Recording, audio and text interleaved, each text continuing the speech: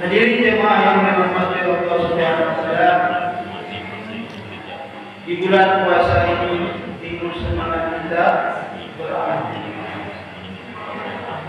Memang amal di bulan puasa ini amal yang paling bagus. Amal-amal sunat dikira wajib. Amal-amal wajib dikatakan 70. Dan banyak kali ibadah pahala. Dan hadirin jemaah mulia, kita perlu mengetahui supaya amal kita ini the best amal yang paling bagus. Karena untuk itu Allah ciptakan kita. Alladzi khalaqal mauta wal hayata liyabluwakum ayyukum ahsanu amala. Ahsanu amala yang best. Tidak sekedar gugur kewajiban.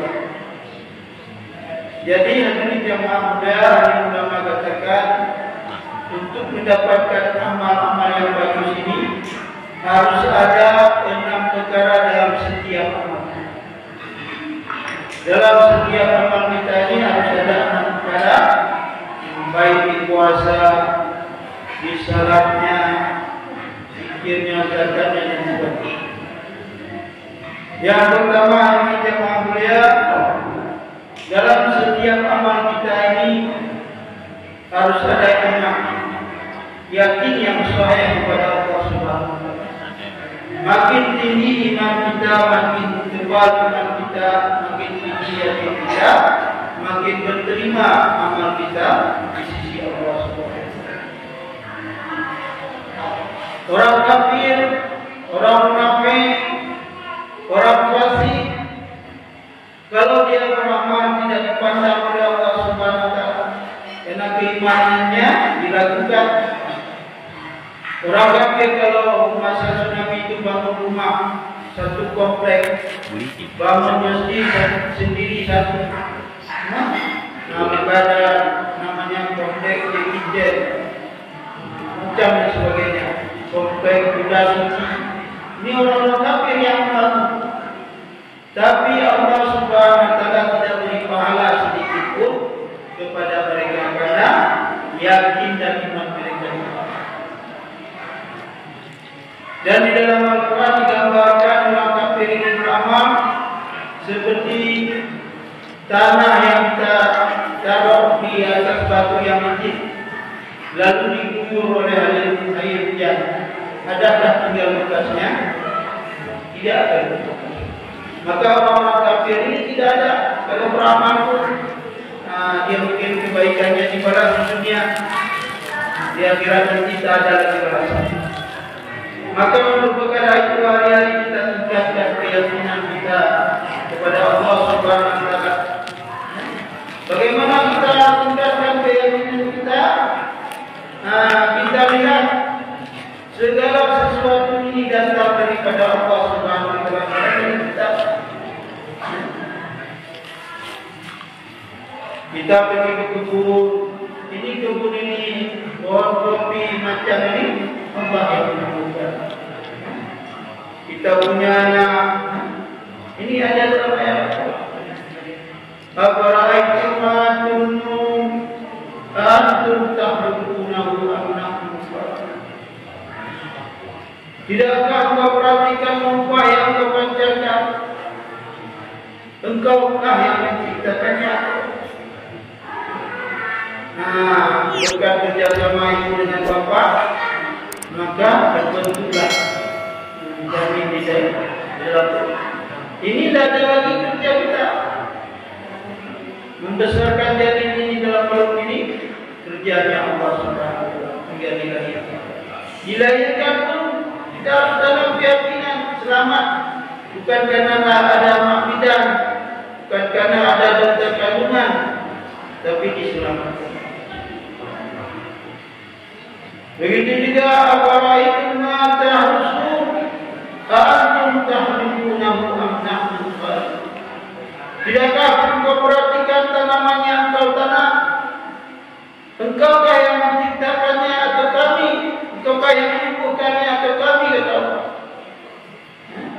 Kita tanam kopi, Pak, tanam ini, tanam itu. Setelah kita tanam, siapa yang menumbuhkannya? Allah. Tidak ada, sudah kita tanam, kita tarik-tarik sudah panjang, tidak ada. Kita tanam, paling besok kita pergi, apalagi padi ya. Seminggu kita sakit, kita lihat padinya sudah hijau, sudah besar. Ini yang menunjukkan Allah, tidak kita. Maka hari-hari iman ini kita perlu punya keyakinan kita bertambah kepada Allah. Makin yakin bertambah, makin berterima amal kita di sisi Allah. Juga kita lihat buah kelapa jangan enak ya, buka dengan buah kelapa muda. Tapi jika kita pikir bagaimana kok ada air dalam buah kelapa? Siapa yang mengantar air? Kalau kita lihat dari pohonnya, dari air itu bersifat mengalir ke tempat yang rendah. Ini kok bisa naik ke atas pohon? Kan nggak mungkin. Udah tu batok kelapa ini rapat ya, tak bisa masuk air. Kalau kita lemparkan ke air itu terapung ya, tak masuk air. Tapi kok ada air di dalam buah kelapa ini? Airnya manis lagi. Dari mana didatangkan kita dan sebagainya. Ini hadirin yang mulia, kita tak yakin bahwa Allah yang menciptakan. Allah yang menciptakan. Maka hari-hari setiap kita lihat benda-benda yang ada di muka bumi ini dan disebabkan bahwa segala sesuatu ini berasal dari Allah. Kemudian hadirin yang mulia dalam kita beramal, yang kedua harus ada ittiba. Ittiba ini apa? Mengikuti cara yang dicontohkan oleh baginda Rasulullah SAW. Kalau amal-amal kita tidak dicontoh Rasulullah, maka hati jemaah mulia tidak terterima di sisi Allah. Misalnya seperti salat subuh. Salat subuh itu 2 rakaat saja. Karena kita jauh ya, subuh bikin 4 rakaat. Tidak diterima oleh Allah Subhanahu Wa Taala karena tidak dicontoh oleh baginda. Kemudian yang ketiga apa? Harus ada keikhlasan. Yang mana dalam setiap amal kita hanya semata-mata untuk menyenangkan Allah. Walaupun kita tidak senang, macam salat subuh, bangun subuh ini berat Pak, tidak senang ya. Dengan surah saja sakit kita kan, kuping kita sakit, maunya tidur terus. Apalagi sudah makan sahur kan, subuhnya hampir keluar matahari. Tapi hadirin jemaah mulia, karena keikhlasan kita menyenangkan Allah Subhanahu Wa Taala, kita pun menjaga sholat.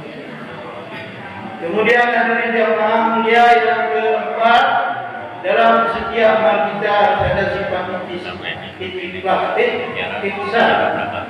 Ihsan ini merasa dikontrol oleh Allah Subhanahu Wa Taala, merasa diperhatikan oleh Allah Subhanahu Wa Taala. Ikhlas dan ihsan. Dalam hadis itu ada yang hadis kedua, ada di sana. Setelah mereka datang kepada Rasulullah mengajukan berikutnya, Rasulullah bertanya apa itu iman. Rasulullah menjawab apa itu Islam. Islam kemudian jika orang ditanya kita dalam hadis Al-Bukhari ini perlu kita pelajari, ini pokok-pokok agama yang disusun oleh Imam. Maka kita mau ya, kalau kita puasa, kalau tidak berasa diperhatikan, dikontrol dia oleh Allah Subhanahu Wa Taala, sudah masak kue, masuk aja dalam makan yang banyak juga, atau mandi sungai, minum air saja. Tapi hadirin jemaah mulia, Allah Subhanahu Wa Taala itu apa punya juga. Bahkan Allah Subhanahu wa taala bisa melihat seekor semut di malam gelap gulita di atas batu yang hitam. Bahkan Allah tahu apa yang kita niat di dalam hati kita, baik kita zahirkan maupun tidak. Kemudian yang kelima, ihtisab. Ihtisab ini yakin dengan janji-janji Allah. Kita beri contoh satu saja. Salat di rumah 1 derajat. Salat di masjid 20 derajat. Kita beri contoh misalnya ada seorang gubernur ataupun bupati memberi hadiah yang 1 paket 1 juta, yang 1 paket 20 juta. Lalu kita ambil yang 1 paket yang 1 juta saja. Kita bawa pulang ke rumah. Kita pakai istri dulu apa yang ada dia. 1 paket 20 juta, 1 paket 1 juta. Lalu kita bilang sama istri kita, dek, abang ambillah 1 juta saja. Apa tanggapan istri kita? Bodoh abang ini. Dibodohin sama istri kita. Kenapa abang ambil yang 27 juta? Kalau lebih banyak, ya. Dah siap untuk kita, dah siap terus kita. Kamu berasa kita. Maka ini jamaah dia, bagaimana kita usahakan salat berjamaah 27 derajat. Salat berjamaah bagaimana hari-hari kita usahakan. Sebenarnya tarawih ini tidak mesti berjamaah, tapi digalakkan berjamaah. Tapi yang diwajibkan atau dianjurkan itu yang sangat berat, salat terakhir ini dengan berjamaah. Dengan tarawih sangat besar. Kemudian yang ke-6 adalah ikhtiqlas. Ikhtiqlas ini adalah dia di atas ikhtiqlas ini belum tercapai kalau semua kita latihan mujahadah melawan hawa nafsu, barulah dapat. Maka dalam kitab amal ini ada pertama yang saya kepada Allah, kedua ittiba mengikuti yang dicontohkan oleh Baginda Rasulullah SAW, ketiga ikhlas hanya menggunakan Allah, keempat ihtisan merasa diperhatikan dikontrol oleh Allah, yang kelima ihtisab yakin dengan janji-janji Allah, dan yang keenam adalah ihtisab bermujahadah dalam setiap dengan bermujahadah melawan hawa nafsu pada tempatan maka dari jemaah yang dimampu Allah, ini yang dapat disampaikan. Ini juga bawa berita bahwa nanti bulan 11 akan diadakan pertemuan umat Islam di Semedang dekat kuburan Naim. Di sana akan berkumpul 240.000 orang. Sudah disediakan lahan sebanyak 100 hektar.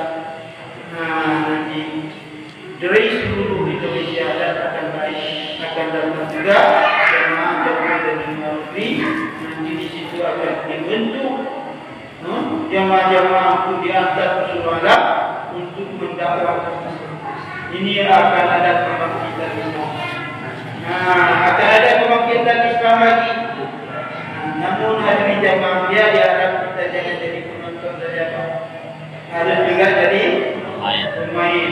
Maka ada jamaah dia persiapkan diri kita. Bulan 11 nanti masih lama, masih bisa melakukan macam-macam. InsyaAllah.